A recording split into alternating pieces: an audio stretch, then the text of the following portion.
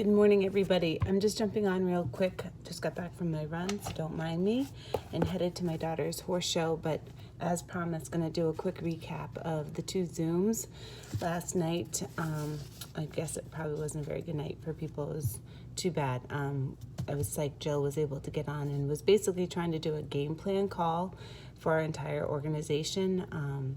And so she did one with just our brand partners, and then she did some for our leadership within our team, the senior brand partners and above. So for just the brand partners, one of the things that she talked about was to sort of be in, she said, the 3-6-9 state of sort of working on getting customers so that it doesn't feel quite so overwhelming, and to chunk it that way.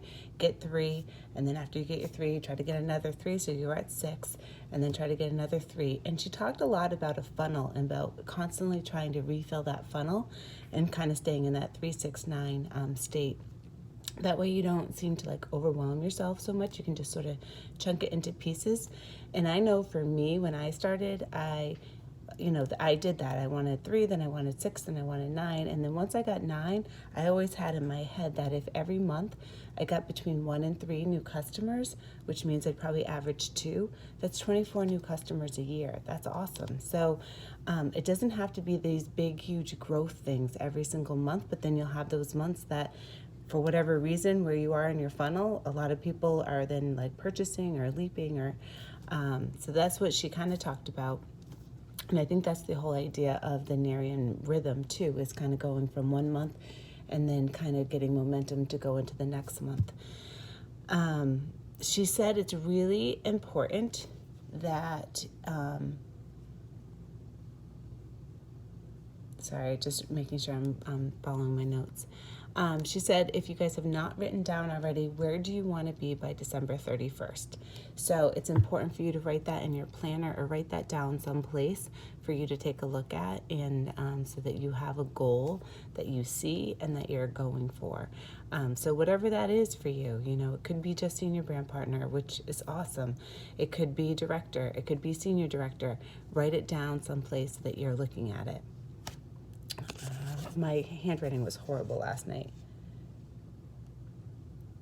She was saying that somebody asked a question like, how do you approach people about the business, without it feeling like forced? And she said one of the things that she used for verbiage a lot was, I value your opinion, like reaching out to friends saying, hey, I really value your opinion. I found something that I'm really excited about. Can you just take a peek at it? I just want to hear what you think of it. That's it. And most people will say yes to that because they want to help out their friends. So she said that's a great way to sort of pique somebody's interest while actually getting their opinion about it as well. So that's something to talk about. She said it's important to rotate your posts on Facebook and to have it be that, it's, eye serum, then it's about the business opportunity, and to change it up. And I know what I think is really important is to make sure you're doing personal posts as often, if not more, than your Narian posts. I find that if you do about 3 personal posts to 1 Narian post, that's a pretty good ratio to try to stick to. She said that the other thing is with your posting on Facebook to be very intentional. If you have a bunch of samples out, for instance, if you put out a bunch of eye serum samples, or you just sampled somebody, post pictures like awesome before and after pictures of those products that you have out there right now, because that's going to make somebody who's sampling say, oh, okay, I want those results.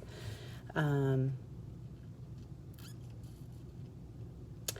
she was also saying, be who you want to attract.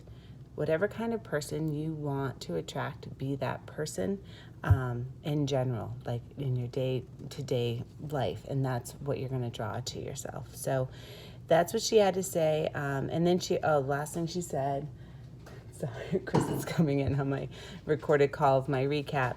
The last thing she said is build a list of 100 people. She says you really want that list to be big because, and I know people are like, I don't know 100 people. Go through your phone contacts. 100 people.